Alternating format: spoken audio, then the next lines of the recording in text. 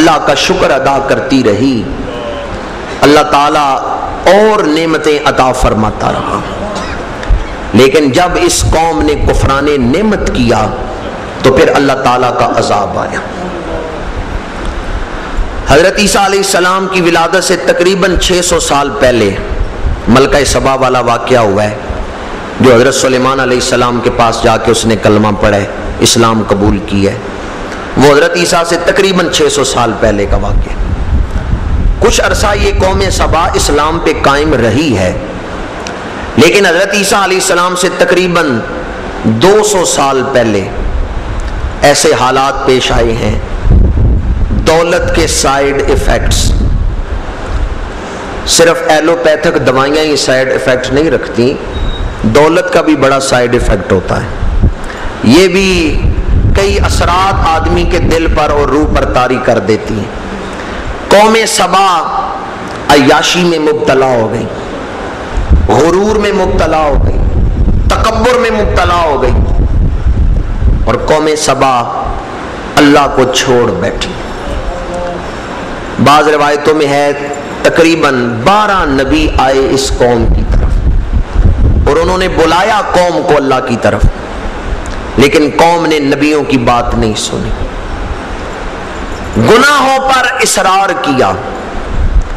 انسان بھول جائے، گناہ ہو جائے، اسے بتائیں کہ تو نے غلطی کی ہے، تو انسان وہ ہے جو غلطی سمجھ جاتا ہے، سنبھل جاتا ہے اور غلط راستہ چھوڑ کے درست راستہ اپنا لیتا ہے، وہ تو ہے انسان۔ اور جو غلط راستے پہ ڈٹ جائے، گناہ پہ اصرار کرے کہ میں نے اسی راستے پہ قائم رہنا ہے، وہ ہے شیطان۔ شیطان نے گناہ کیا تو کیا توبہ کی ہے؟ برائی کا راستہ چھوڑا ہے؟ قوم سبا بھی شیطان کے راستے پہ چل پڑی، گناہوں پہ اصرار اور نبیوں کی دعوت کا انکار۔ انبیاء کرام نے کہا یہ سب کچھ تمہیں تمہاری محنت سے نہیں ملا، یہ اللہ کا کرم ہے تمہارے اوپر۔ انہوں نے کہا نہیں، اللہ کا کرم نہیں، یہ ہماری محنت ہے۔ یہی انسان کی پست سوچ ہے کہ وہ اپنے آپ کو اس درجے کا، اس مقام کا مستحق سمجھ لیتا ہے۔ ہمارے اوپر جو کچھ ہے وہ اللہ کا۔ کبھی آپ گوشہ تنہائی میں بیٹھ کے سوچیں نا، جن چیزوں کے ہم مستحق نہیں تھے اللہ نے وہ بھی عطا کر رکھی۔ یہ ہمارا استحقاق نہیں کہ اللہ ضرور دے، یہ اس کا کرم ہے کہ اس نے دے رکھا ہے۔ قوم سبا کو یہ بات سمجھ نہیں آتی، وہ کہتے ہیں ہمارا حق ہے۔ اور اب میں جو جملہ کہہ رہا ہوں یہ وہ جملہ ہے جو عذاب کو دعوت دینے والا ہے۔ قوم سبا نے اپنے نبیوں سے کہا، قوم سبا کے جو سرکش لوگ تھے انہوں نے اپنے نبیوں سے کہا کہ جاؤ اپنے رب سے کہو اگر ہمارا رزق روک سکتا ہے تو روک کے دکھائے۔ جاؤ اپنے خدا سے کہو اگر وہ ہمارا رزق بند کر سکتا ہے تو رزق بند کر کے دکھائے۔ یہاں حجت پوری ہو گئی، اتمام حجت ہو گیا۔ اب وہ قوم عذاب کی مستحق ٹھہری۔ پہلے اللہ نے مہلت دی، نبیوں کو بھیجا ان کو سمجھائیں، مہلت عطا کی، لیکن جو شخص مہلت سے بھی فائدہ نہیں اٹھاتا اور حجت کے آخری مقام تک پہنچ جاتا ہے پھر وہ عذاب کا مستحق ٹھہرتا ہے۔ جب اس قوم نے کہا کہ جاؤ اپنے رب سے کہو اگر وہ ہمارا رزق بند کر سکتا ہے تو بند کر کے دکھائے، اب اللہ تعالیٰ نے اس قوم کے لیے عذاب کا فیصلہ فرما دیا اور عذاب کے لیے ڈیوٹی لگائی ہے چوہوں کی۔ چوہے زمین کے اندر پیدا فرما دیے، چوہوں نے اس بند کو کھوکھلا کرنا شروع کیا۔ آپ جانتے ہیں زمین کے اندر چوہے ہوں تو وہ کھوکھلا کر دیتے ہیں زمین۔ اس قوم کے امیر لوگوں نے بڑی بلیاں منگوائیں کہ چوہے ختم ہوں، لیکن جب عذاب کے طور پہ چوہے آئے ہوں تو کوئی بلیاں ان کو ختم نہیں کر سکتی۔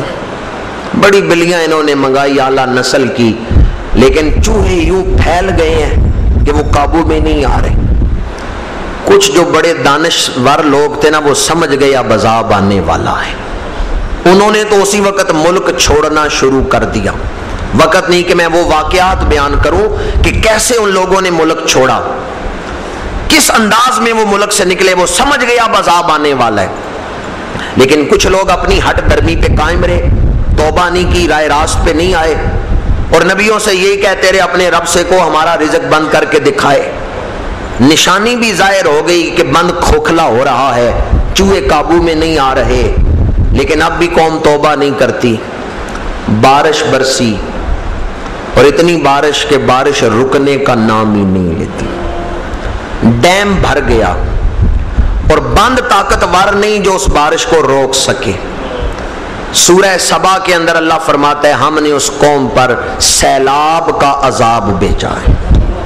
فَأَرَدُوا فَأَرْسَلْنَا عَلَيْهِمْ سَيْلَ الْعَرِمِ۔ سورہ سبا کے اندر اللہ تعالیٰ نے تند و تیز موجوں والا سیلاب اس کا ذکر کیا ہے کہ وہ بڑا بند، وہ ڈیم جب ٹوٹا تو بکھری ہوئی موجیں اس قوم کی طرف بڑھ رہی ہیں۔ اب وہ لوگ آبادیاں چھوڑ کے بھاگتے ہیں، لیکن کہاں بھاگ سکتے ہیں؟ یہ بکھری ہوئی لہریں تو ان کے تعاقب میں ہیں، یہ بکھری ہوئی موجیں تو ان کے تعاقب میں ہیں، اور آپ جانتے ہیں سیلاب کے پانی سے پھر آدمی بھاگ تو نہیں سکتا۔ وہ قوم غرق ہوئی، باغات غرق ہو گئے، وہ خوشبوؤں کے باغات، وہاں کیچڑ پھیلا ہوا ہے۔ کچھ لوگ جو عذاب کے آنے سے پہلے ارد گرد ملکوں کی طرف بھاگ گئے وہ بچ گئے، لیکن باقی سیلاب کی نظر ہو گئے۔ اب ہمیں اس قوم کا نام کتابوں میں ملتا ہے، صفائے ہستی پہ نہیں ملتا، حالانکہ بڑی قوم تھی، دنیا بھر کی تجارت اس قوم کے ہاتھ میں تھی، تجارتی راستہ ہی یہ تھا جو اس قوم کو حاصل تھا۔ روم نے اگر ہندوستان کی طرف سفر کرنا ہے تو اسی راستے سے کرنا ہے، دنیا بھر کا تجارتی سفر اسی قوم کے راستے سے ہو رہا تھا۔ اللہ نے بڑی دولت کے دروازے اس قوم کے لیے کھولے تھے، اور اس قوم کو بڑی تجارت والی قوموں میں شمار کیا جاتا تھا، لیکن جب اللہ کا عذاب آیا تو اب قوم سبا کا ذکر کتابوں میں ملتا ہے، صفائی ہستی پہ نہیں ملتا۔ وہ گھر جہاں خوشیوں کے کہے تھے وہاں اب الو بول رہے تھے، اور قرآن بیان کرتا ہے کہ جہاں پھلوں والے باغ تھے وہاں کڑوے اور بد ذائقہ پھلوں والے درخت اگے۔ یہ قرآن نے بیان کیا، سورہ سبا کی آیت نمبر 15 سے آیت نمبر 20 تک، یہ 5 آیتیں، ویسے یہ سارا رکوع ہی پڑھیں، لیکن کم از کم یہ 5-6 آیتیں ترجمے کے ساتھ کبھی پڑھیں اور اس پر غور کریں۔ سورہ سبا 22واں سپارہ اور سورہ سبا کی آیت نمبر 15 سے 20 تک، یہ 5-6 آیتیں پڑھیں، اللہ نے سیلاب کے عذاب کا ذکر کیا، اور کیسا عذاب آیا ہے کہ وہ باغ جہاں پھلدار درخت تھے، میٹھا پھل تھا، وہاں بد ذائقہ درخت اگے ہیں، وہاں جھاڑیاں اگی ہیں، کڑوے پھل وہاں اگے ہیں، اور وہ گھر جہاں میں کہے تھے ان گھروں میں اب الو بول رہے ہیں۔ جہاں خوشیاں تھیں وہاں اب صفے حزن و ملال بچھی ہوئی ہے، اور کوئی اس قوم پہ افسوس کرنے والا بھی نہیں بچا کہ قوم کے افراد تو سیلاب کی نظر ہو گئے۔ ہاں کچھ لوگ ایسے تھے جو سیلاب کے آنے سے پہلے بھاگ گئے دیگر علاقوں کی طرف، لیکن قوم کی یکجہتی ختم ہو گئی اور قوم کا نام ہی ختم ہو گیا۔ فرمایا فَأَرَدُوا، یہ عذاب اس لیے آیا کہ انہوں نے اللہ سے منہ پھیر لیا۔ فَأَرْسَلْنَا عَلَيْهِمْ سَيْلَ الْعَرِمِ، ہم نے ان پر تند و تیز موجوں والا سیلاب بھیجا۔ میں نہیں کہتا کہ ہمارے اوپر عذاب آیا ہے، یہ سیلاب جو آیا یہ عذاب نہیں، یہ عذاب سے پہلے جو تنبیہ کی جاتی ہے وہ ہے۔ ابھی ہمارے اوپر عذاب نہیں آیا، ہم نے عذاب کا نام سنا ہے، ہمیں پتہ نہیں عذاب کتنا شدید ہوتا ہے، یہ جو سیلاب آیا اور کل تک جاری رہا ہے، کل بھی میں نے سنا کسی جھیل کے بند توڑے گئے ہیں اور چند دیہات کل بھی زیر آب آئے ہیں، ابھی تک جو سیلاب رکا نہیں اور تھما نہیں، کئی علاقوں میں پھرا ہے۔ یہ سیلاب ہمارے لیے عذاب نہیں، یہ عذاب سے پہلے جو جھنجھوڑا جاتا ہے نا کہ درست ہو جاؤ ورنہ عذاب آئے گا، یہ وہ تنبیہ ہے جو ہمیں جھنجھوڑا جا رہا ہے۔ اگر ہم اس تنبیہ سے سبق حاصل کریں، اپنی اصلاح کر لیں، تو پھر اللہ کے عذاب سے بچ سکتے ہیں۔ اور اگر ہم اس تنبیہ سے سبق حاصل نہ کریں، اس جھنجھوڑنے سے اپنے آپ کو نہ سنواریں، تو پھر ہم اللہ کے عذاب کے مستحق ہوں گے۔ اور جب اللہ کا عذاب آتا ہے تو قوموں کو صفحہ ہستی سے مٹا دیتا ہے۔ جب اللہ کا عذاب آتا ہے تو پھر اس کی جو شدت ہے اسے ہم نے سنا ہے، اسے جانتے نہیں، سمجھتے نہیں۔ قرآن کہتا ہے ان بطش ربک لشدید، تمہارے رب کی جو پکڑ ہے وہ بڑی شدید ہے۔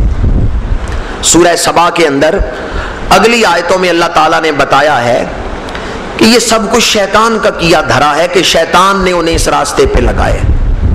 وَلَقَدْ صَدَّقَ عَلَيْهِمْ إِبْلِيسُ ظَنَّهُ، ابلیس نے اس قوم پر اپنے گمان کو سچ کر دکھایا ہے۔ کیا مطلب ہے اس آیت کا؟ سورہ سبا کی آیت نمبر 20 ہے، جب شیطان کو اللہ نے اپنے دربار سے نکالا تو شیطان نے کہا میں ضرور بضرور تیرے بندوں کو گمراہ کروں گا۔ اب شیطان کی دشمنی ہے انسان کے ساتھ، وہ بندوں کو گمراہ کرتے اللہ کے راستے سے ہٹاتا ہے۔ ہمیں جھنجھوڑا جا رہا ہے۔ ایک دن بدھ والے دن ہوائی جہاز ٹکرایا ہے مارگلا کی پہاڑیوں سے، اور جمعرات والے دن سیلاب شروع ہوا ہے۔ مسلسل دیکھیں نا کس ترتیب سے واقعات ہو رہے ہیں۔ روزانہ کسی نہ کسی شہر میں خود کش حملے ہو رہے تھے۔ کبھی لاہور میں نہ مزارات محفوظ، نہ مسجدیں محفوظ، نہ سکول محفوظ، اور نہ ہی حکومت کی ادارے۔ کبھی کچہری میں ہو رہا ہے، کبھی پولیس والوں کے دفتر میں ہو رہا ہے۔ روزانہ خود کش حملے کہیں نہ کہیں ہو رہے تھے۔ اور پھر ایک روز ہوائی جہاز ٹکرا گیا مارگلا سے، دوسرے دن سیلاب شروع ہو گیا۔ ہمیں کتنا جھنجھوڑا جا رہا ہے۔ میں کہتا ہوں اللہ کرے کہ جو میرا تجزیہ ہے وہ غلط ہو، لیکن میں تو یہ دیکھ رہا ہوں کہ اس قدر عذاب، اس قدر سخت مصیبتوں کو دیکھ کر بھی، تنبیہ کو دیکھ کر بھی ہم نے توبہ نہیں کی۔ کیا مسجدیں آباد ہو گئی ہیں؟ کیا رشوت ختم ہو گئی ہے؟ کیا سودی کاروبار ختم ہو گئے ہیں؟ کیا قتل پاکستان سے ختم ہو گئے ہیں؟ سیالکوٹ کا واقعہ کوئی تھوڑا نہیں تھا کہ 2 جوانوں کو سڑک پہ مار مار کے لوگوں نے مار ہی دیا، کہ کل گجرات میں بھی ایسا واقعہ ہو گیا۔ کیا سبق حاصل کیا ہے ہم نے ان حالات سے؟ حالات کی جس چکی میں ہم پس رہے ہیں، اس سے ہم نے کیا سبق حاصل کیا؟ اللہ کرے میرا تجزیہ غلط ہو، لیکن میں تو یہ محسوس کرتا ہوں کہ لوگ کہتے ہیں کیا ہو گیا اگر جہاز ٹکرا گیا مارگلا سے، کیا ہو گیا اگر سیلاب آ گیا، کیا ہو گیا اگر لوگ مر گئے ہیں سیلاب میں۔ ایسا اثر ہمارے دلوں پہ کہ ہم کوئی سبق ہی نہیں حاصل کر رہے، اپنی زندگی سنوار ہی نہیں رہے۔ نمازیں ہیں تو اسی طرح ضائع ہو رہی ہیں، اور دیگر برائیاں جو ہماری زندگی میں پائی جاتی ہیں وہ اسی طرح چل رہی ہیں، اور ساتھ ساتھ ہم یہ بھی کہتے ہیں اللہ بچائے اللہ بچائے۔ گناہ اسی طرح کرتے جا رہے ہیں، اور زبان پہ توبہ توبہ کا لفظ بھی ہے۔ قرآن مجید فرماتا ہے وَلَقَدْ صَدَّقَ عَلَيْهِمْ إِبْلِيسُ ظَنَّهُ، شیطان کا یہ سب کچھ کیا دھرا ہے۔ شیطان جب لوگوں کو گمراہ کرتا ہے تو عین اس وقت بھی جب وہ عذاب میں ہوتے ہیں انہیں فریب دیتا ہے، انہیں فریب دیتا ہے۔ ہمارے دل بھی فریب خوردہ ہیں، ہم بھی کہتے ہیں کیا ہو گیا جو وہاں سیلاب آ گیا ہے، کوئی حرج نہیں، ہمارے اوپر عذاب نہیں آئے گا۔ ہم عذاب والے کام کر کے بھی اپنے آپ کو اللہ کی رحمتوں اور نعمتوں کا مستحق سمجھتے ہیں۔ ہم سمجھتے ہیں جنت انتظار کر رہی ہے ہمارا، بس مرنا ہے اور جنت میں پہنچنا ہے۔ ایسے ہمارے تاثرات ہیں دلوں کے